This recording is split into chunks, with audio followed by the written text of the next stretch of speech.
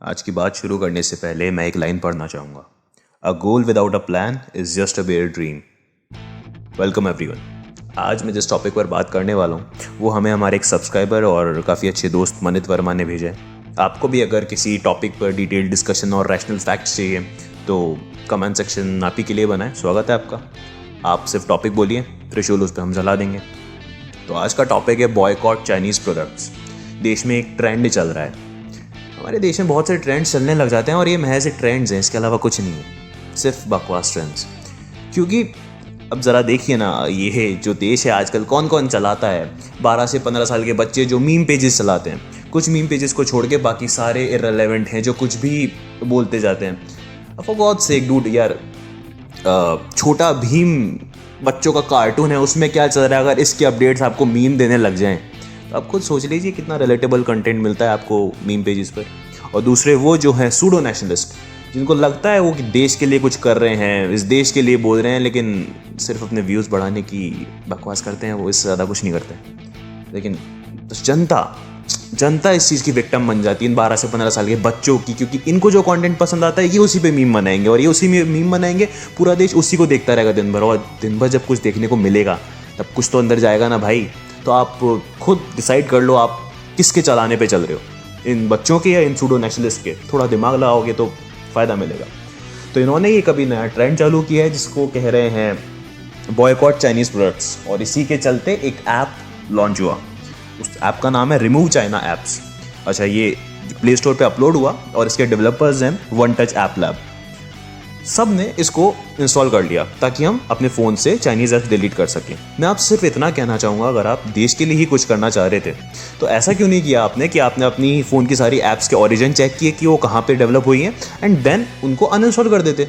एक app install करने की क्या ज़रूरत थी? वही हर बार की बात, सूडो नेशनलिस्ट और बच्चे कुछ ना कुछ डालते हैं और अपने फ़ायदे के लिए वो डालते हैं, और आप लोग बस उसका विक्टिम बन के उनका फ़ायदा करवाने के लिए एक्साइट हो जाते हैं। कई बार आपको पता भी नहीं पड़ता है कि आपकी सोच है या उनकी। इंसेप्शन एक मूवी थी, उस मूवी का थीम यही था कि दूसरा इंसान अपना आइडिया आपके दिमाग में रख देता है और आप उसको इस तरीके से सोचने लग जाते हो कि ये मेरा ही है। गजब की बात है। इस ऐप को आप सब ने बिना सोचे समझे इंस्टॉल किया, बिना सोचे समझे। ये ट्रस्टेड ऐप है या नहीं इसके बारे में भी नहीं सोचा।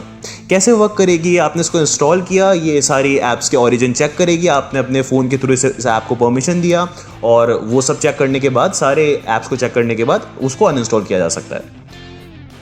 अब आप लोग वही लोग हैं जो कहते हैं हमने तो पूरा ध्यान दिया था, हम पूरी सिक्योरिटी रखते हैं, हमारा फ़ोन कैसे हैक हो गया? 2-3 महीने बाद आपके फ़ोन में कुछ इशू होने लग जाए, कोई आपका अकाउंट हैक हो जाए, तब आप कहेंगे हम तो बहुत सेफ्टी रखते हैं, हमने क्या किया था? यही चीज़ें, डेटा लीकेज इन्हीं चीज़ों से होता है। आपकी इन्हीं हरकतों की वजह से डेटा लीकेज होता है। और अब मुझे ये तो मत कह देना कि डेटा लीक नहीं होता है, क्योंकि अभी रिसेंटली भीम ऐप का डेटा लीक हुआ है, जो कि गवर्नमेंट का ऑफिशियल ऐप है। 70 लाख से ज़्यादा यूजर्स हैं उस पर। फेसबुक तक इन्वॉल्व है यार डेटा लीकेज के बारे में। तो बिना सोचे समझे क्यों एक्शन लिया आपने? बस एक थीम चल रहा है, एक ट्रेंड चल रहा है देश में, तो बस हाथ धो लो। बहुत रिस्पॉन्सिबल हो आप लोग। चलिए दूसरी बात करते हैं। अभी कुछ सेलिब्रिटीज़ भी बहुत कुछ बोल रहे हैं। अब नेता और अभिनेता की बातों पे ज़्यादा ध्यान नहीं देना चाहिए, क्योंकि दोनों बेसिकली कर राजनीति ही रहे होते हैं, जिसमें अब नेता तो पॉलिटिक्स में है, वो तो राजनीति करेंगे ही, उनका काम ही यही है। रही बात अभिनेता की, तो ये जो कुछ बोलते हैं इस बेसिस से बोला जाता है कि ताकि इनका एंगेजमेंट बढ़े पब्लिक में, प्रोड्यूसर्स इनको ज़्यादा मूवीज़ ऑफर करें, और रिटायर होने के बाद तो पॉलिटिक्स में ही ना दे के, क्योंकि अंधी फ़ैन फॉलोइंग बनाई हुई होती है। हम लोग जो फ़ैन होते हैं एक्टर्स के, वो जो बोलते हैं उसको एज इट इज़ फॉलो करते हैं, होते जबकि एक्टर्स दिमाग से पैदल हैं। कोई ऑफेंड हो रहा है तो मुझे कोई दिक्कत नहीं है, होते पैदल नहीं है वो, आप खुद देख सकते हैं। बहुत ज़्यादा एक ही होता है ना उनमें, क्या ही बोलूँ मैं। अरशद वारसी ने भी ऐसा ही कुछ बोला था अभी कि मैं सारी चीज़ों को बॉयकॉट कर दूंगा, चाइना का ये वो। अब वो ज़्यादा टेक्निकल नॉलेज उनको है नहीं, तो मैं उनको ज़्यादा कुछ बोलूँगा भी नहीं, क्योंकि अब कार्तिक आर्यन भी देश की जीडीपी ठीक कर रहे थे साथ मिलकर। तो कोई कुछ भी बोल सकता है, देश को फ्रीडम है यार, कोई कुछ भी बोल सकता है। लेकिन बस बात इतनी है, जैसे कि मुकेश खन्ना, शक्तिमान, कई लोग उनके असली नाम से पहचानते नहीं है ना उन्हें, वो भी हाथ धो रहे थे ना कैरी मिनाती के सीन में। वीडियो डाला हुआ है ऊपर आई बटन पे कैरी मिनाती का, उसको चेक कर लेना। ट्रेंड समझ आएगा आपको कि किस ट्रेंड के अकॉर्डिंग माइंडसेट जो आपको दिया जाता है वो आपका नहीं किसी और का होता है। तो सबको बस हाथ धोने होते हैं, क्योंकि अब शूट तो हो नहीं रहे ना, ज़्यादा काम मिल रहा नहीं है, तो घर बैठे अब क्या करें, चलो कुछ बोल लेते हैं, बोलने में क्या जा रहा है। लेकिन टेक्निकल एक्सपर्ट नहीं थे वो। टेक्निकल एक्सपर्ट अब जो है उनकी बात करते हैं, उनका नाम है सोनम वांगचुक। सोनम वांगचुक को जो जानते हैं बहुत अच्छी बात है, और जो नहीं जानते उनको ये बता देता हूँ ये लाइमलाइट में कैसे आए। 3 इडियट्स मूवी रिलीज हुई थी, उसमें एक कैरेक्टर था फुनसुक वांगडू। मूवी डायरेक्टर्स ने ये बोला कि ये हमने जो ओरिजिनेट किया है ये इसका इंस्पिरेशन है सोनम वांगचुक। कह रहे सोनम वांगचुक ने खुद कहा है कि no I am not Phunsukh Wangdu, और ये सच्चाई भी है क्योंकि जो मूवी बनी है वो ओवर एग्जैजरेशन था उस कैरेक्टर का। उस मूवी में जो कैरेक्टर है वो वाकई में लेजेंड है यार, वो एक इनोवेटर है। रही बात इनकी, तो इनके बारे में अभी हम बात करेंगे। अभी एक मीम वायरल हो रहा है इनके नाम पर। उसमें ऐसा कहा गया है कि जो भी लोग चाइनीज़ प्रोडक्ट्स को बॉयकॉट करने को इम्प्रैक्टिकल कहते हैं वो इस बात को कंसिडर करे कि अगर जैन लोग एक्सेप्ट करते प्याज वगैरह खाना तो उनके नाम पर कभी एक फूड ओरिजिनेट नहीं होता, उनके नाम पर कभी जैसे जैन दाल नहीं बना होता। मतलब यार अपने पॉइंट को प्रूव करने के लिए कुछ भी बकवास कर दो। आप अपनी बात अपने कानों तक पहुंचाएंगे ना, आपको रियलाइज होगा कि आपने बोला क्या है। सनातन धर्म, ब्राह्मण, ये जैन धर्म से भी पुराना है और ब्राह्मण प्याज लहसुन पहले से नहीं खाते हैं, इवन इनफैक्ट मशरूम भी। तो उनके नाम पे फूड क्यों नहीं ओरिजिनेट हुआ? जैन लोगों के नाम पे सीधी सी बात है यार, Jain community is a rich community and they owns hotels, restaurants, और ये डिश उन्होंने बनाया तो उनके नाम पे ओरिजिनेट हो गया। जो जिस चीज़ को बनाता है वो उसके नाम पे पड़ जाता है, दैट्स इट। इसमें आपने क्यूजीन को डील बना दिया एक बहुत बड़ी सी, लाइक आपने क्यूजीन का एग्जाम्पल दे दिया इस पॉइंट को प्रूव करने के लिए, जो कि लिंक भी नहीं हुआ। अब पता नहीं है मीम कैसे वायरल हुआ, ये इन्होंने बोला भी है या फिर बस किसी ने बना दिया। खैर काफ़ी वायरल मैंने कई जगह देखा, इसलिए मैंने इसको पॉइंट आउट किया है। दूसरी बात, ये सिंपल लिविंग को बहुत प्रमोट करते हैं और अपने वीडियो में हाथ में आईपैड, बोया का महंगा माइक और एक्सपेंसिव कैमरा रख के शूट करना और सिंपल लिविंग को प्रमोट करना, मतलब हिपोक्रेसी का थोड़ा नाम सुना है आपने? कमाल की बात है। इनके जैसे लोग होते हैं। एक देश का ट्रेंड चल रहा है अभी, या तो आप गाड़ी में बैठ के वीडियो बनाओ या किसी पहाड़ पे बैठ के वीडियो बना लो, बस आर्मी के लिए बोलो, सिर्फ बोलो, वर्ड्स, बेयर वर्ड्स। आप मीन नहीं करते उन चीज़ों को, इनको लगता है कि ये देश के लिए कर रहे हैं बट करा सिर्फ खुद के लिए जा रहा होता है। तो ये होते हैं pseudo nationalist, pro nationalist approach दिखाकर एक सिंपैथी गेन करना। प्रॉब्लम ये है ना, ये प्रॉब्लम नहीं है, हमारे देश की खासियत है। इस सिर्फ यही तो एक देश है जिसमें लोग दिल से सोचते हैं, जिनके पास इमोशंस हैं, जिनके पास दिल है वाकई में। लेकिन बेचारे विक्टिम किनका बन जाते हैं? ऐसे लोगों का जो इनके इमोशन से खेल के बस ट्रिगर करो और लाइमलाइट में आओ, दैट्स इट। इमोशन से खेलो जनता के, दैट्स ऑल। और ऐसे ट्रेंड चलाया था टिकटॉक के लिए, रेटिंग्स गिराओ उसकी। और अभी ये रिमूव चाइना ऐप्स, इन दोनों का क्या हुआ? गूगल ने इनको हटा दिया। गूगल ने ये जो अभी आपकी रिसेंट ऐप थी रिमूव चाइना वाली, उसको प्ले स्टोर से रिमूव कर दिया। अब नेक्स्ट मूवमेंट क्या लाने वाले हो? Boycott Google? I am waiting for that, लाइए। खैर आप लोग ला भी सकते हैं, ऐसे कई लोग हैं जो ला सकते हैं इस मूवमेंट को, क्योंकि वो न्यूज़ के ओरिजिन्स ना कभी गूगल पे जाके चेक तो करते नहीं, तो उनको ये भी नहीं पता होगा कि वो ऐप्स कहाँ से इंस्टॉल कर रहे हैं, हो क्या रहा है, गूगल से क्या होता है। बिल्कुल ला सकते हैं ऐसा मूवमेंट, बड़ी बात नहीं है। Now coming back to the topic, boycott Chinese products, right. तो यार सच्चाई देखा जाए तो यही है कि पेन की टिप से लेकर पैंट की जिप तक हम जितने भी प्रोडक्ट्स यूज़ कर रहे हैं उस सब में चाइनीज़ एलिमेंट प्रेजेंट है, ठीक है। मैंने वीडियो के स्टार्टिंग में एक लाइन बोली थी, a goal without a plan is just a bare dream, और ये सच्चाई है। ये हम सिर्फ एक सपना नहीं देखना चाहते। आत्मनिर्भरता और ये बॉयकॉट चाइनीज़ वाली जो बात करें अभी, ये सिर्फ महज एक सपना है, और हमें सपना नहीं देखना, क्योंकि हम लोगों का सपना तो ये है कि सिर्फ हम आत्मनिर्भर ही क्यों बने, पूरी दुनिया के बाकी सारे देश हमारे देश पे निर्भर होने चाहिए, ये हमारा सपना है। रही आत्मनिर्भरता की बात, तो ये एक गोल होना चाहिए और उसके लिए हमारे पास अभी एक प्लान होना चाहिए, राइट। सिर्फ डायरेक्ट चाइनीज़ प्रोडक्ट्स को बैन करना, ऐसे बोलना, अभी कुछ नहीं। अभी वी नीड अ प्लान। ये इन ट्रेंड की जगह हमें एक प्लान का रिक्वायरमेंट है, राइट। अब यार नॉर्मल सी बात है, आप प्लेन से कूद रहे हो तो ऐसा तो नहीं है कूदने के बाद आप पैराशूट बनाओगे फिर पहनोगे और फिर तब तक तो आप नीचे गिर के टूट चुके होगे। पैराशूट बनाना है, पहनना है, तो वो सारे काम आपको प्लेन से कूदने से पहले करने हैं। Now we need a plan. ये फालतू के ट्रेंड नहीं चलाने हमें। We need a proper infrastructure before blabbering about all this shit कि बॉयकॉट करो, चाइनीज प्रोडक्ट्स को बॉयकॉट करो। एक ग्रेजुअल वे में, एक ग्रेजुअल मैनर में, एक ग्रेजुअल फेज में धीरे धीरे ये काम होगा, एकदम से नहीं होगा। फर्स्ट इंफ्रास्ट्रक्चर पे फोकस करो यार, ट्रेंड तो बाद में चला लेना। जब हम ऑलरेडी केपेबल होंगे तो हम एक झटके में चाइनीज प्रोडक्ट्स को बंद कर देंगे। It's simple. चलिए आपको कुछ फैक्ट्स बताता हूँ चाइनीज प्रोडक्ट्स को लेके। कि हम कितना ज़्यादा इन्वॉल्वमेंट है चाइनीज़ प्रोडक्ट्स का हमारी लाइफ में।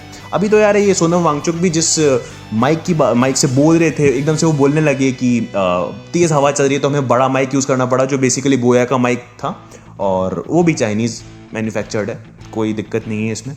जिस फ़ोन से वो शूट कर रहे थे, जो कैमरा था उनका, जो आईपैड था, फ़ोन था, हर चीज़ चाइनीज़ है। उन्होंने सिर्फ फ़ोन के लिए बोला कि मैं अपने फ़ोन को भी 1 वीक के बाद यूज़ करना छोड़ दूंगा। आप सारी चीज़ें चाइनीज़ यूज़ कर रहे हैं। और अगर आप इतने ही अच्छे इन्वेंटर हैं, जो ओवर एग्जैजरेशन मूवी में दिखाया गया था, तो एक माइक बिल्ड करते ना, बना लेते एक माइक, क्या जा रहा था। लेकिन वो माइक बनाते तो भी जो पार्ट्स आप खरीदते वो चाइनीज़ होते। रेजिस्टेंस आते, सस्ते रेजिस्टेंस चाइना से ही आते हैं, इंडिया में तो बनते भी नहीं है। तो अभी हमारे पार्ट्स तक नहीं बनते यहाँ पे, आप क्या बात कर रहे हैं। शेंजन और गॉन्जुंग 2 सिटीज़ है चाइना की, जहाँ से हम मैक्सिमम इंपोर्ट करते हैं चाइनीज़ प्रोडक्ट्स। थोड़ी सी डिटेल अगर मैं बताऊँ तो एक छोटे से छोटा डिस्ट्रीब्यूटर भी एटलीस्ट 10 लाख, कम से कम 10 लाख का सामान इंपोर्ट करता है एक बार में। बड़े इंपोर्टर्स तो बहुत बड़ा बड़ा कॉन्ट्रैक्ट मंगवाते हैं यार। 10 लाख तो एक मिनिमम अमाउंट इसलिए होता है क्योंकि जो इंपोर्ट ड्यूटीज़ होती है, ये सब को बैलेंस करने के लिए एटलीस्ट 10 लाख का सामान तो वहाँ से मंगवाया जाता है। और ज़रा इस बात को भी तो सोच के देखिए ना कि जो चाइनीज़ प्रोडक्ट्स हम वहाँ से मंगवा रहे हैं, ये हमारी सप्लाई चेन में इन्वॉल्व हो रहा है, तो इससे हमारे अपने लोग भी कमा रहे हैं। आप इस बात को क्यों भूल जाते हैं। और वो लोग भी ऐसा नहीं करेंगे अगर इंडिया में इलेक्ट्रॉनिक मैन्युफैक्चरिंग हो। इंडिया में आप मुझे एक जगह बता दीजिए जहाँ पे इलेक्ट्रॉनिक मैन्युफैक्चरिंग हो रही हो। वो असेंबलिंग की बात नहीं कर रहा हूँ, पार्ट्स वहाँ से आए, खांचे और वो डब्बे यहाँ बन रहे और उसमें पैक कर दिया, असेंबलिंग कर दी और उसको मेक इन इंडिया का स्टैम्प लगा दिया। मैं उसकी बात नहीं कर रहा, मैं इलेक्ट्रॉनिक मैन्युफैक्चरिंग की बात कर रहा हूँ। इंडिया में कोई इलेक्ट्रॉनिक मैन्युफैक्चरिंग है ही नहीं, तो वो लोग मंगवाए कहाँ से। अगर इंडिया में किसी चीज़ की मैन्युफैक्चरिंग है तो वो बिना दिमाग के इलेक्ट्रॉनिक्स इंजीनियर्स की ज़रूर मैन्युफैक्चरिंग हो रही है। गधे मैन्युफैक्चर होते हैं, एज आई कोट 3 इडियट्स, जो कि रियलिटी भी है। मैं आपको एक बेसिक एग्जांपल भी देता हूँ जो मैंने खुद ऑब्जर्व भी किया था। आज से 6-7 साल पहले की बात है, when I was in my final year of engineering. तब अपने कुछ फ्रेंड्स को देखा था, कुछ फ्रेंड्स नहीं, लगभग पूरी क्लास ही मेरे, जो प्रोजेक्ट्स बनाने होते हैं फाइनल ईयर में, सबमिशन होता है प्रोजेक्ट्स का। तो वो प्रोजेक्ट्स उन्होंने बनाने की जगह ये चूज़ किया कि वो गेट वगैरह के एग्जाम की प्रिपरेशन करेंगे, और ये प्रोजेक्ट जो हैं, जो प्रैक्टिकल वर्क है इंजीनियरिंग का, जो बेस होता है, वो हम बाहर से बनवाएंगे किससे। एक डिप्लोमा वाले ने शॉप खोल रखी थी और वो यही काम करता था, बच्चों के प्रोजेक्ट्स बना के उनको देता था और ये यहाँ ला के सबमिट करते थे। तो ऐसे ही मेरे फ्रेंड्स का एक ग्रुप, जिन्होंने अपना प्रोजेक्ट्स बाहर से बनवाया था, वो उसको अब हम जो एग्जीबिशन हो रहा था प्रोजेक्ट्स का, वहाँ पे लेके आ गए। अब वहाँ पे लाए तो रास्ते में उसके कुछ वायर सिल गए और प्रोजेक्ट ने काम करना बंद कर दिया। इतने ज़्यादा परेशान हो गए वो लोग, हमारे पास आके रोने लगे कि यार ये प्रोजेक्ट वहाँ पे तो चल रहा था, हमने इसके लिए 20-25 हज़ार दिए हैं, अब नहीं चल रहा, और इंस्पेक्शन के लिए सर आने ही वाले हैं, अब क्या करें। मैं अपना सूट पहन के घूम रहा था, सूट इन द सेंस, मेरा जो फाइनल ईयर प्रोजेक्ट था वो मेरा ड्रीम प्रोजेक्ट था कि आर्मी को ये सूट दूँ, कॉम्बैट सूट। तो मैं वो पहन के घूम रहा था, तभी मैंने देखा इनका प्रोजेक्ट और उस पर वर्क करना शुरू किया। देखा कि खराबी क्या है, तो 1-2 वायर हिले हुए थे, दैट्स इट। ये लोग अपने को इलेक्ट्रॉनिक्स इंजीनियर कहते हैं, फाइनल ईयर में पास आउट होने वाले थे, गेट और गवर्नमेंट जॉब एग्जाम्स की तैयारी कर रहे थे, ये 2 वायर तक ठीक नहीं कर पाए। और हैरत की बात तो ये, इनमें से एक अभी BSNL में इंजीनियर लगा हुआ भी है। अब आप खुद सोच लीजिए वहाँ पे कर क्या रहा होगा। तो सिर्फ इस टाइप के बेवकूफ़ लोग मैन्युफैक्चर हो रहे हैं, लिटरेट नॉट एजुकेटेड, ये रियलिटी है। हर नेता यही चाहता है यार कि आप बेवकूफ़ के बेवकूफ़ ही रहें, पढ़ लिखने से कुछ नहीं होगा जब तक आप प्रैक्टिकल नॉलेज अटेन नहीं करते। आप प्रैक्टिकल नॉलेज के बिना इंजीनियर नहीं है, और इंडिया में इलेक्ट्रॉनिक मैन्युफैक्चरिंग हो ही नहीं रही है, तो हम लोग करेंगे क्या। वांगचुक जी कहते हैं कि गवर्नमेंट जो है वो बैन नहीं कर सकती चाइनीज़ प्रोडक्ट्स को, क्योंकि उसको बहुत सारी फॉर्मेलिटीज़ देखनी पड़ती हैं। तो आपको सिर्फ इतना समझाऊंगा, गवर्नमेंट समझदार है, इसलिए वो ऐसा बॉयकॉट चाइना मूवमेंट नहीं लाई है, ठीक है। बुलेट ट्रेन की बात कर लेते हैं, कहाँ पर बनी है। आत्मनिर्भरता की बात करते हैं ना, सरदार वल्लभ भाई पटेल जी का जो स्टैचू है वो किसने बनाया, मैन्युफैक्चरर्स कौन है, उसका जो पैसा गया है वो कहाँ गया है, ज़रा आप खुद एक बार देखना। पेटीएम की बात करते हैं, डिमोनेटाइजेशन के टाइम पे हमारे जो गवर्नमेंट है उसने भी प्रमोट किया था इसको। इसमें शेयर्स किसके हैं ज़रा चेक कर लेना, अलीबाबा कंपनी कहाँ से है, एक बार चेक करना आप इन चीज़ों को। गवर्नमेंट को रियलिटी पता है, सिर्फ और सिर्फ इसलिए वो भी बैन करने का कोई मूवमेंट नहीं लाई है। आप हर चीज़ अपनी चारों तरफ एक बार देखो, हर चीज़ में देखो और उसकी कंपनी देखो क्या है, और सर्च करो कि इसमें चाइनीज़ कंपनीज़ के कितने शेयर्स प्रेजेंट हैं। हर चीज़ आपके पास जितनी भी चीज़ें हैं और इसके कितने पार्ट्स चाइना में बने होंगे, एक बार आजू बाजू घूम के देखो, तब समझ आएगा कि अभी एकदम से बोल देना कितनी इम्प्रैक्टिकल बात है बिना इंफ्रास्ट्रक्चर के। सबसे पहले चलिए इस फ़ोन की बात कर लेते हैं ना, जिससे आप लोग ये वीडियो देख रहे हो और जिससे 12-15 साल के टाबर मीम्स शेयर करते रहते हैं बैठे बैठे। ये फ़ोन्स कहाँ बन रहे हैं? वन प्लस हुआ, ओप्पो हुआ, वीवो हुआ, कहाँ बने हैं ये सब? नाम बताइए आप और कंपनीज के। फिर कहेंगे कि आईफोन है, चलो वो तो यूएस में बनता है। ठीक है, तो आईफोन के पार्ट्स कौन मैन्युफैक्चर करता है? ज़रा ये पता करो। फॉक्सकॉन कंपनी का नाम सुना है? ओरिजिन चाइनीज़ है उसका भी। हर फ़ोन जो भी आप यूज़ करो, जितनी भी इलेक्ट्रॉनिक्स चीज़ें हैं, सब में चाइनीज़ एलिमेंट प्रेजेंट है, कहीं तो कम्प्लीटली चाइनीज़ है। तो सिर्फ बोलना बहुत आसान है। अब माइक्रोमैक्स का नाम दोगे कि इंडियन कंपनी है, Who the hell uses Micromax? उसका खुद का ओनर भी माइक्रोमैक्स का फ़ोन यूज़ करता होगा क्या? MI, सबके पास लगभग MI होगा ही। एक ना एक MI का फ़ोन सबके घर में प्रेजेंट होगा, राइट? खैर अच्छा, इस बॉयकॉट चाइनीज़ वाली चीज़ को स्वदेशी मूवमेंट से रिलेट किया गया है, उससे कंपैरिजन कर रहे हैं। एक बात बताना चाहूँगा, दो चीज़ों को जब भी कंपेयर करें ना, तो एटलीस्ट बेस सेम होना चाहिए दोनों चीज़ों का। 1905 के स्वदेशी मूवमेंट को इससे कंपेयर किया जा रहा है। अरे उस टाइम पर इंडिया अपने आप में ही केपेबल था। उस टाइम पे आर्टिसंस होते थे, क्राफ्ट्समैन हुआ करते थे। बात रही नमक सत्याग्रह की, सॉल्ट सत्याग्रह की बात करें तो भी हम नमक खुद बना सकते थे, लेकिन ब्रिटिश प्रोडक्ट्स हम पे इम्पोज किए गए थे। ज़्यादा से ज़्यादा प्राइस ला के हम पे ज़बरदस्ती इम्पोज किए गए थे। हम लोग उस टाइम अपने काम खुद कर सकते थे और बहुत ही अच्छे से कर रहे थे। रेट्स भी सब चीज़ों की हमारी कंट्रोल में थी, लेकिन हम पे महंगी चीज़ें इम्पोज करी गई। ज़बरदस्ती सॉल्ट पे टैक्स लगाया गया। हम खुद ही अपना नमक मैन्युफैक्चर नहीं कर सकते थे। वो एक ज़बरदस्ती थी। चाइनीज़ चीज़ों को हमने अपनी क्या बोलते हैं, अपनी सहूलियत के लिए, अपनी कंफर्टेबिलिटी के लिए यूज़ करना शुरू किया है, राइट? क्योंकि वो कॉस्ट इफेक्टिव है। अभी हम उस रेट से मैन्युफैक्चर नहीं कर पा रहे चीज़ें, वो ज़्यादा बेटर कर रहे हैं, इसलिए हमने खुद उन्हें एक्सेप्ट किया, खुद हमने अपने सिस्टम में इनको इम्प्लीमेंट किया है। तो ऑब्वियसली इन दोनों चीज़ों का बेस ही अलग है। एक बार सोच समझ के तो बोलो, क्या बोल रहे हो यार? वहाँ पे रिवोल्ट होना बनता ही था, क्योंकि हम ज़बरदस्ती महंगी चीज़ें यूज़ कर रहे थे।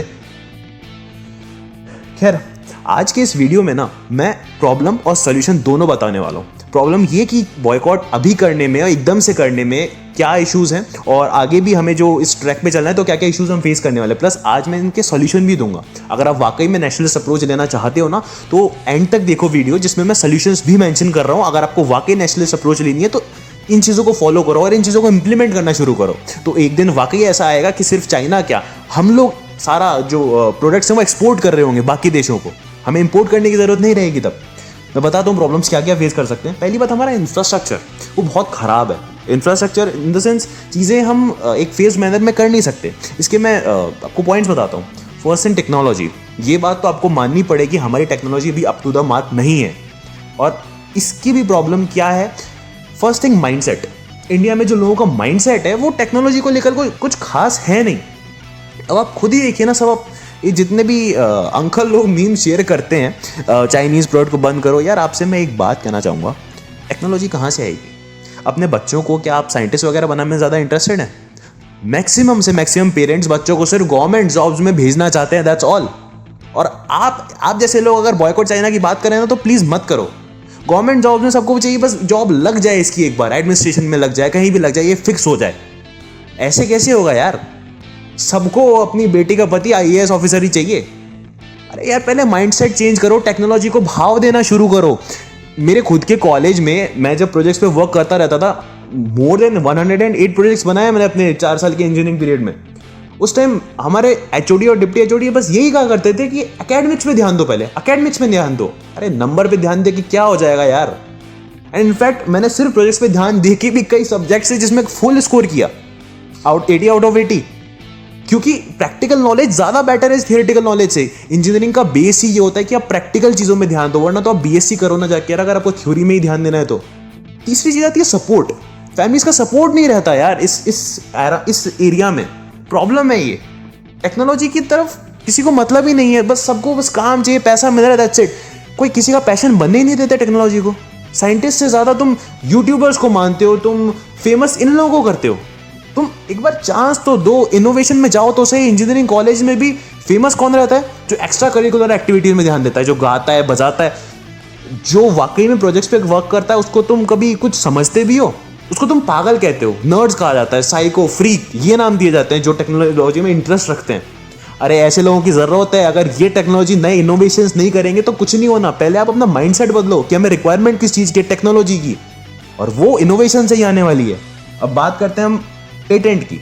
अगर किसी ने लड़ भिड़ के जैसे तैसे इस सिस्टम में कुछ बना भी लिया तो वो बेचारा पेटेंट करवाने के लिए परेशान होगा। एक बार पेटेंट प्रोसेस को देखा है किसी ने जाके? कोई गया है पेटेंट ऑफिस, ऑनलाइन अप्लाई करा है, या कैसे भी पेटेंट से आपका पाला पड़ा है कभी? सीधी बात है, जितने ज़्यादा पैसे उतना ज़्यादा काम जल्दी होता है। अब किसी के पास इतना टाइम नहीं, कोई वेट करता रहे यार। जैसे तैसे तो वो कुछ बनाता है इस सिस्टम से लड़के, और बनाने के बाद भी पेटेंट करवाने में इतनी माथाफोड़ी झेले। क्यों? ये प्लेटफॉर्म ईजी नहीं है। पेटेंट में जो प्रॉब्लम्स आती है, क्या आप लोगों ने कभी फेस करी है? क्या सिर्फ बैठे बैठे बोल रहे हैं हम टेक्नोलॉजी बहुत अच्छी करेंगे, चाइना को बॉयकॉट कर देंगे? पहले प्रॉब्लम्स फेस करो खुद, और खुद का माइंडसेट बदलो एटलीस्ट यार। और रही बात रेट्स की, तो यार सिंपल सी बात है, क्वालिटी प्लस रेट चीप मिल रहा है, हर कोई वही खरीदेगा ना। MI सबसे बेस्ट एग्जांपल है। उस रेट में क्या हम अच्छा फोन मैन्युफैक्चर कर सकते हैं? नहीं कर सकते। तो इंफ्रास्ट्रक्चर अभी प्रेजेंट नहीं है यार, ये प्रॉब्लम्स हैं। और फिर बात आती है हमारे लेबर की, क्योंकि चीज़ें चीप इसलिए नहीं हो पाती क्योंकि लेबर। अब मुझे कोई मत बोलना हमारे देश की लेबर बहुत मेहनती है ये वो। अगर वाकई में आप लोग जो भी वीडियो सुन रहे हो, अगर उसने कभी लेबर से डील किया है तो वो जानता होगा मैं क्या कहना चाह रहा हूँ। आधे से ज़्यादा टाइम उनको बीड़ी फूकनी होती है, काम कम से कम करना होता है, घड़ी पे ध्यान रहता है, बस टाइम हुआ नहीं कि हम काम करते हुए निकलें। ये अभी टावर वावर यहाँ पे आके कमेंट कर मत करने लग जाना कि नहीं हम इंडिया की लेबर के लिए ऐसा कैसे बोल रहा है। सीधी सी बात है भाई, जिन्होंने लेबर से काम करवाया ना उनको पता है। आपने घर वर भी बनवाया होगा ना तो आपको पता होगा कि लेबर कैसे काम करती है। मैं खुद MNCs में वर्क कर चुका हूँ। लास्ट MNC मेरी थी एरिक्सन, जिसमें मैंने वर्क किया था। वहाँ का एक लाइव एग्जांपल आपको बताता हूँ। वहाँ पर मैं 5 करोड़ की इन्वेंट्री को देखता था। वहाँ सारा सामान का काम मेरे को देखना होता था कि कब कौन सा सामान मंगवाना है, कब भेजना है। तो क्या हुआ था, एक बार शॉर्टफॉल पड़ गया था। 5 करोड़ की इन्वेंट्री से मुझे एक्सीड करना था, मुझे और एक्स्ट्रा सामान मंगवाना था क्योंकि रिक्वायरमेंट ज़्यादा की थी। लेकिन पता चला कि बजट अभी अलाउ नहीं हो रहा था। ठीक है, तो मैंने क्या वहाँ पे एक प्रोविज़न और था कि जितने एरिक्सन के अदर प्लांट्स हैं आप वहाँ से सामान मंगवा सकते हो, अगर वहाँ पे प्रेजेंट है तो वो लोग आपको भेज देंगे। तो मैंने चाइना वाले जो उनका सेंटर था उनसे बात करी कि मुझे ये पर्टिकुलर पार्ट्स चाहिए, आपके पास स्पेयर में, तो ये मुझे सेंड कर दो यहाँ पे।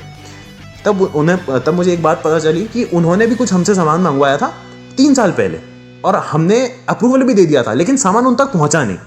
जब पता किया ना मैंने, उन सारे लेबर से डील किया, सारे लोअर स्टाफ से डील किया, तब उसको ढूंढा मैंने, पूरे वो जो कैंपस था उसमें ढूंढा। वहाँ पे मुझे एक वेयर हाउस में जाके वो पार्सल मिला। 3 साल से वो पार्सल इस डिपार्टमेंट से उस डिपार्टमेंट, उस डिपार्टमेंट से वापस डिपार्टमेंट, इधर उधर घूम घाम के एक जगह कोने में पटक दिया, भेजा ही नहीं उसे। उस पार्सल को मैंने एक दिन में भेजा, वो चाइना के लिए रवाना हो गया, जो 3 साल से हमारे ही कैंपस में घूमे जा रहा था। ये काम करने का तरीका होता है। वहाँ चाइना में आप एक बार देखो यार, लेबर काम कैसे करते हैं। दे वांट वर्क, कितनी देर 18 घंटे तक काम करने के लिए रेडी हैं वो लोग। आप जहाँ भी जिस भी कंपनी में वर्क करते हैं, क्या आप वाकई अपना 100% दे रहे हैं काम को, या जस्ट एक बोझ समझ के काम करते हैं? हमें ये क्या, हमारे बॉस जाने, हमें हमारी कंपनी से क्या, हमारा तो इतना काम है, छुट्टी हुए ना, जा रहे निकल रहे हैं। यही माइंड सेट है ना यहाँ पे। और लेबर की बात करें तो भाई उनको काम में इतना जोर आता है जिसकी हद नहीं। जब तक ये लोग स्किल्ड होके ढंग से काम नहीं करेंगे ना, अपना काम समझ के, तब तक हम वो रेट्स और वो कंपटीशन नहीं दे सकते। कि चाइना तो बहुत दूर की बात है, नॉर्मल देशों को कंपटीशन नहीं दे सकते कई चीज़ों में। और फिर बात करते हैं एनवायरनमेंट इम्पैक्ट की। अगर हम प्लास्टिक मैन्युफैक्चरिंग ज़्यादा स्टार्ट कर दें, या इलेक्ट्रॉनिक मैन्युफैक्चरिंग बहुत अच्छे से स्टार्ट कर दें मास लेवल पे, तो यार अभी लॉकडाउन के टाइम पे तो सब ये कह रहे थे कि इंडस्ट्रीज बंद हुई, देखो एनवायरनमेंट कितना अच्छा हो गया। सीधी सी बात है, अगर इंडस्ट्रियल रेवोल्यूशन जितना बढ़ता जाएगा उतना ज़्यादा एनवायरनमेंट पे इम्पैक्ट पड़ेगा। रही बात वेस्ट मैनेजमेंट की, तो ई वेस्ट बहुत ज़्यादा फैलेगा, उसको हम मैनेज कैसे करेंगे? नॉर्मल कंपनीज का वेस्ट मैनेजमेंट तो अभी तक हमारा प्रॉपर हो नहीं पा रहा। नदियाँ हमने गंदी कर दी है। पहले एक काम करते हैं, हम मैन्युफैक्चरिंग और बढ़ाते हैं और वेस्ट और बढ़ाते जाते हैं, उन नदियों को और गंदा करते हैं, फिर नमामि गंगे प्रोजेक्ट लेके आएंगे तो उस पर और पैसा खर्च करेंगे। ऐसे ही करते रहना है क्या? मतलब एनवायरनमेंट बिगाड़ते रहो, फिर उस पर और पैसा खर्च करते रहो टैक्स का। क्या चल रहा है यार? ये वेस्ट मैनेजमेंट के पहले प्रॉपर तरीके निकालो, उसके बाद ये सब शुरू करो, अगर आपको मैन्युफैक्चरिंग स्टार्ट भी करनी है तो। चलिए बात करते हैं सॉल्यूशंस की। तो उसमें सबसे पहला पॉइंट है टेक्नोलॉजी के बारे में, स्किल्स एनहांस करना। यार इसके लिए हमें ना सबसे पहले माइंडसेट चेंज करना पड़ेगा, जो मैंने पहले मेंशन किया था प्रॉब्लम में। ये माइंडसेट चेंज होना बहुत ज़रूरी है। अगर हमें चाइनीज़ प्रोडक्ट्स को बॉयकॉट करना है तो हमें टेक्नोलॉजिकली एनहांस होना पड़ेगा। आत्मनिर्भरता की जो हम बात करते हैं उसके लिए ये माइंडसेट नहीं चलेगा यार। अब ये एजुकेशन सिस्टम को ही देख लो, IIT के लिए जब एग्जाम्स हो रहे होते हैं, जितने भी एंट्रेंस एग्जाम होते हैं, इसमें अजीबोगरीब क्वेश्चन आते हैं, या भले कोई से भी क्वेश्चन, कोई सा भी एग्जाम पैटर्न देख लो। अब यार यंग्स का डबल सीट एक्सपेरिमेंट है, वो कर लिया, उसका रिजल्ट समझा, अब उसका प्रैक्टिकल एप्लीकेशन ढूंढो ना कि उसका करना क्या है। ये क्या क्वेश्चन आते हैं, इसको हम तेल में करेंगे तो क्या होगा, इसको हम मुहूर्त निकाल के करेंगे तो क्या होगा। कहीं भी करो यार, बट पॉइंट ये है कि प्रैक्टिकली क्यों नहीं अप्लाई करते? न्यूमेरिकल्स पे फोकस किया जाएगा, इससे बेटर है कि उसको प्रैक्टिकली अप्लाई करने का देखो, एप्लीकेशन सोचो उसके, तभी तो हम एनहांस होंगे। माइंड सेट चेंज करो सबसे पहले कि नंबरों में बस दबे रहना हो। इस एजुकेशन सिस्टम को चेंज करना बहुत बहुत ज़रूरी है। IQ नहीं बढ़ेगा तब तक काम नहीं होगा यार। जिस ब्रेन ड्रेन थ्योरी की हम बात करते हैं कि जो इंटेलिजेंट लोग हैं इतना कुछ करते हैं हमारे देश में सीख के बाहर चले जाते हैं, तो वो और करें क्या, बकवास है यार ये। उनकी कदर कौन करता है यहाँ पे? कदर तो ये गाने बजाने वालों की होती है ना। तो तुम यूट्यूबर्स की कदर करते हो, ये टावरों की कदर करी जा रही होती है। कोई इनको पूछता कहाँ है जो इनोवेटर है? इनके लिए कोई प्लेटफॉर्म है जहाँ पे ये अपने आइडियाज अप्रोच कर सके, जहाँ पर इनको ये जो डिजर्व कर सकते हैं वो मिले? क्या ये जो मिस्टर सोनम वांगचुक है कोई ऐसा प्लेटफॉर्म प्रोवाइड करवाते हैं इतना बड़ा इस लेवल पे? क्या है ये हेल्प करते हैं किसी की पेटेंट करवाने में, लोग अपने प्रोजेक्ट्स पेटेंट करवा सकें? कोई ऑर्गेनाइजेशन है जो इनकी हेल्प कर रहा हो, ये जो फेम डिजर्व करते हो ये लाइमलाइट में आए? नहीं, क्योंकि लाइमलाइट में तो कैरी मिनाती है और ये यूट्यूब टिकटॉक ये बकवास आनी है ना।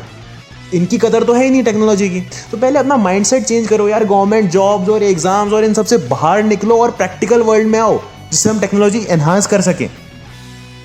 मेरे पास खुद के पास 7 प्रोजेक्ट है जो अभी तक एग्जिस्ट नहीं करते हैं, जिनको पेटेंट करवाना है, लेकिन जो प्रोसेस है ना इतना वाहियात है जिसकी हद नहीं। आप खुद जाना कभी पेटेंट ऑफिस।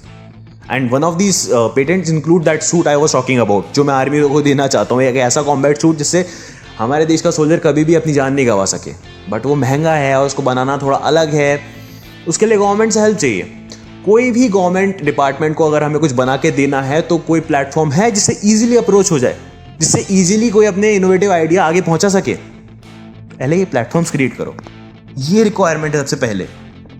हमें हमारी R&D research and development departments पे ज़्यादा ध्यान देना होगा यार, बजाय इसके कि हम सिर्फ एक ट्रेंड चला के यूट्यूब पे बैठ जाएं या ये मीम्स में बैठे रहें। ये ट्रेंड चलाने से कुछ नहीं होगा, ये प्लान की ज़रूरत है हमें। रिसर्च एंड डेवलपमेंट पे ज़्यादा फोकस करो और अपने बच्चों को इन चीज़ों में ज़्यादा आगे बढ़ाओ यार। ये भी फील्ड बचा हुआ है, टेक्नोलॉजी एनहांस करो। सिर्फ इंजीनियरिंग की डिग्री नहीं चाहिए, डिग्री और पेडिग्री वाले गधे मैन्युफैक्चर नहीं करवाने हमें, रियलिटी में इंजीनियर चाहिए। अगर हम लोग नए इन्वेंशंस करेंगे तो हमें अपने देश को ही आगे बढ़ाना है, तो हमें नए इन्वेंशंस करने चाहिए। बाकी दूसरी कंट्रीज हमसे खरीदेंगी वो आइडियाज, वो methods, they will purchase that. और जो चीज़ें एग्जिस्ट नहीं करती होगी वो तो फिर हम ही मैन्युफैक्चर कर सकेंगे ना। अगर किसी को डोमिनेट करना है तो हम उन्हें अपने गेम में कर सकेंगे। अब ये चीज़ तो हमसे ही परचेज करनी पड़ेगी ना। वो इनफैक्ट आइडिया परचेज करेंगे तब भी हमारे देश की जो GDP है वो इन्हांस होगी। पॉल्यूशन फ्री तरीका है प्रॉफिट गेन करने का, अगर दिमाग से सोचा जाए तो। Mind can beat everything. In fact ये इन्वेस्टमेंट को अट्रैक्ट करेगा, बाहर से इन्वेस्टमेंट हमारे देश में आएगा। हमारे इंजीनियर जो अनएम्प्लॉयमेंट का जो ये इशू चलता है ये सॉल्व होगा। इंजीनियर्स अगर स्किल्ड होंगे उनकी हायरिंग ज़्यादा होगी, FDI और ज़्यादा आएगा, बाहर की कंपनीज यहाँ पे आएंगी।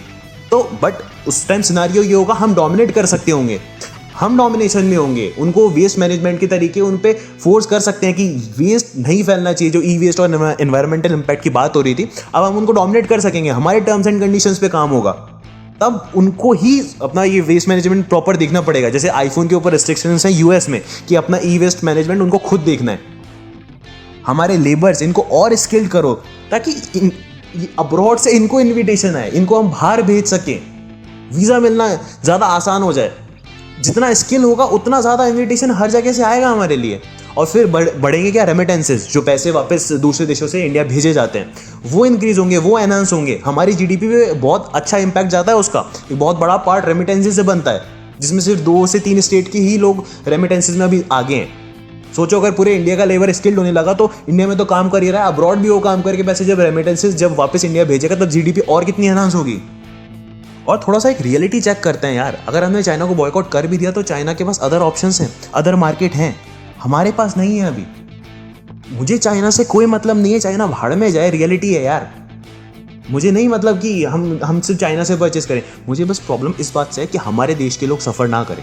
हमारे देश के जो बिजनेसमैन हैं वो अभी ये सप्लाई चेन के अंदर पूरा चाइना का माल चल रहा है। मैं नहीं चाहता कि ये इसके थ्रू सफ़र करें, और वो लोग भी नहीं सफ़र करें जो परचेज़ कर रहे हैं, वो हाई रेट से परचेज़ करने लग जाए।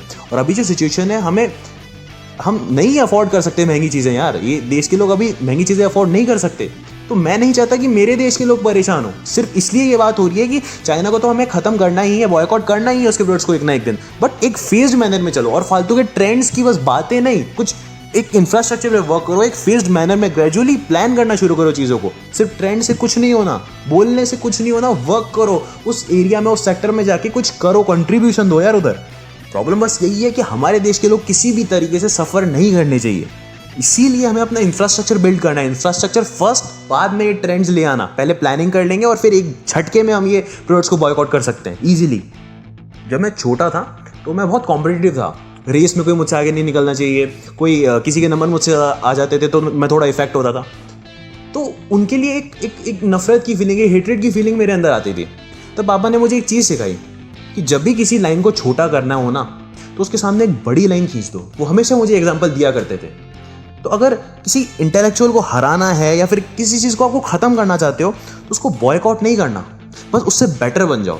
वो चीज़ अपने आप ख़त्म हो जाएगी। उस पर ध्यान देना छोड़ो और अपने आप को और बेटर बनाने में ध्यान दो। आप उसको वैसे ही ख़त्म कर दोगे। To beat someone you don't need to boycott it, you just need to be better than it. और चाइना यार टेक्नोलॉजिकली एक इंटेलेक्चुअल है और एक समझदार इंसान को हराने का सिर्फ यही तरीका है कि उससे ज़्यादा आप अपना जो मेंटल पावर है उसको एनहांस करो। आप ज़्यादा इंटेलेक्चुअल हो जाओ, उससे टेक्नोलॉजिकली एनहांस हो जाओ, आप उसको यूं ही बीट कर दोगे। और एक इंटेलेक्चुअल होने का सबसे पहला पॉइंट होता है कि आप अपनी मिस्टेक्स को एक्सेप्ट करो। आप जहाँ लैक कर रहे हो उस फील्ड को एक्सेप्ट करके आगे उस पर वर्क करना शुरू करो यार। ये नहीं कि नहीं हम सबसे बेटर है, हम सबसे बेटर है।